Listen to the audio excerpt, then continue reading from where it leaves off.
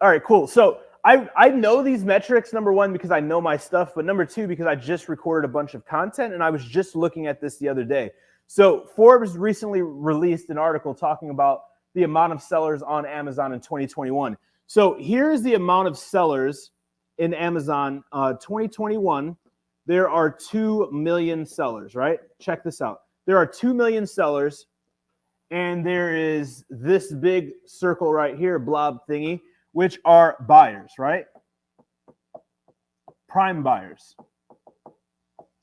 This is 200 million, right?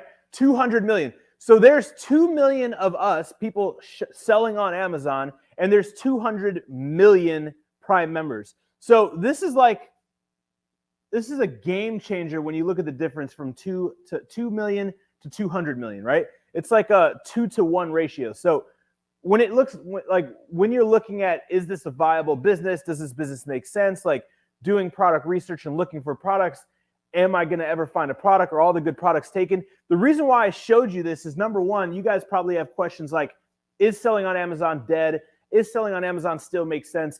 And when I start product research, can I still find a good product? Are all the products taken, or are there products still available? Well, this shows you that there are still products available and that this business is still very viable. So when it comes to product research, there are tons of products, right? These are all the products out there, right? There's literally millions and millions and millions and millions and millions and millions of products. This is Amazon's catalog. Amazon's catalog. So what we do is we use a software. If you guys can't tell, I am an artist. I should have been an artist and not a teacher. That's a magnifying glass, not a circle shooting a laser beam. However, we use a software, which is Jungle Scout, by the way. And I think there's a link down below for a discount if you guys don't have a software because you need it. It's discount on junglescout.com. However, we use a software to come up with specific filters to identify winning products. So what are those filters? And the reason why you need the software and the reason why we do this process when it comes to product research is because there's 250 million plus products. It's almost impossible. Well, I wouldn't say it's impossible, but you would spend the rest of your life going through all of these products if you just went into Amazon's catalog and you went product by product by product by product by product. So what we do is we go into this software here and we start to list things like monthly sales, right? Monthly sales. Now, why are we using monthly sales?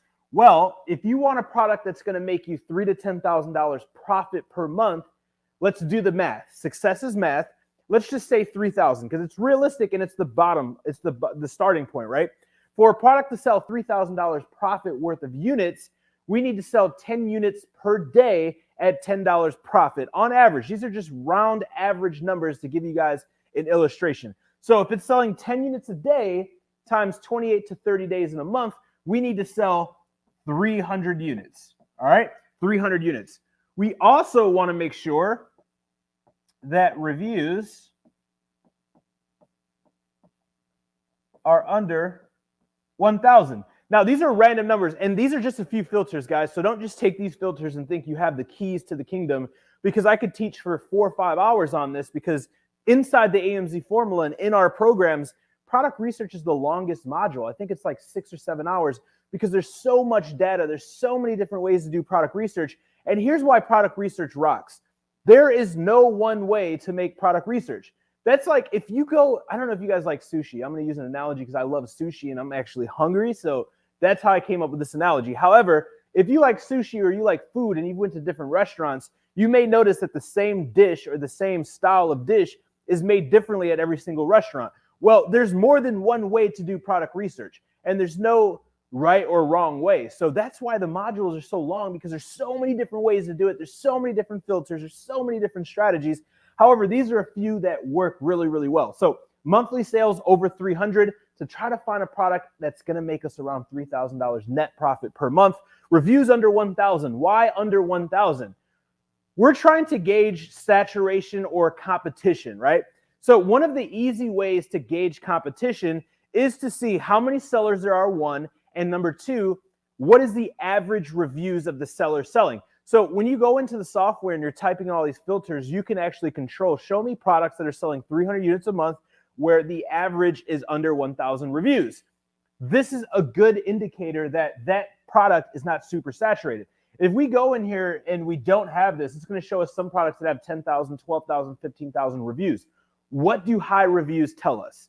Because this is just data, right? There's no emotion about, do I like the product? There's no emotion about, I think the product will do well. What is the data telling us, right?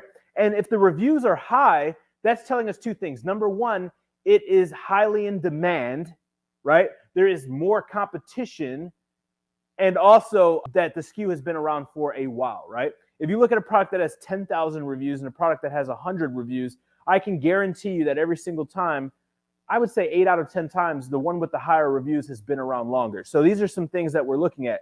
We're also looking at a product that is selling or sells for above $12. Why are we doing this? Because it's hard to get the margins. It's hard to get the margins that we need to be here if we are below $10. Also, you have to be above $10 to be Prime eligible. How many of you guys down below in the comments buy things that are not Prime eligible? Right? Now let me flip the script. How many of you guys only buy things if it has that blue check mark and the blue words Prime next to it? I can tell you this. I do not buy anything. I don't think in history of my purchase history on Amazon, I have ever bought anything that is not Prime. In fact, if I'm trying to buy something and the thing I find is not Prime, I will search relentlessly trying to find it. And when I do find it, I will actually pay more just to get it quicker and for it to be Prime. How many of you guys, that's you down below, say me? Because I know that's what I do. So if we know this, and this is just common sense, this is the way this works, like why would we be searching products that are under $12, under $10? So, and I'm not going to go through all of these because I could be here for hours, but we're using the software. So it's very simple. Number one, we understand there are significantly more buyers than there are sellers night and day. I'm talking about 2 million of us, 200 million of them, right? Number two, we understand there's 250 million products on Amazon. Products exist, right? True or false down below, all products on Amazon sell. True or false down below, talk to me. What if I find a product and it doesn't sell? How many of you guys had that question, right? All products on Amazon sell. If it makes it to the category, if it makes it to the catalog and it is live, it will sell if it is visible. If a product goes on Amazon and it doesn't sell, it's not because people don't have demand for it. It's because there's no visibility. Often when we're coaching, consulting, and reviewing clients' products, if they're not selling, they are not visible, right? You can go launch a product right now. It could be the best product ever. And if you do nothing, nothing's going to happen. Spoiler alert. However, if you get in there and you start grinding and you get reviews and you're launching PPC and you're using campaigns, you're going to get visibility. When you get visibility, you get conversions. So number two is understanding there's plenty of products. Number three is identifying those products using these filters, right? And again, inside, for those of you who are in any of my programs, I have every filter that I look for here in a long list of those. However, you can use some of these. These are some of the most important ones, and just go down the list, right? Once you do so, then you want to do a test order. You want to go find a supplier on Alibaba, do a test order, launch it, and when you launch it to the marketplace, make sure that when it's live, it supports your thesis or your data.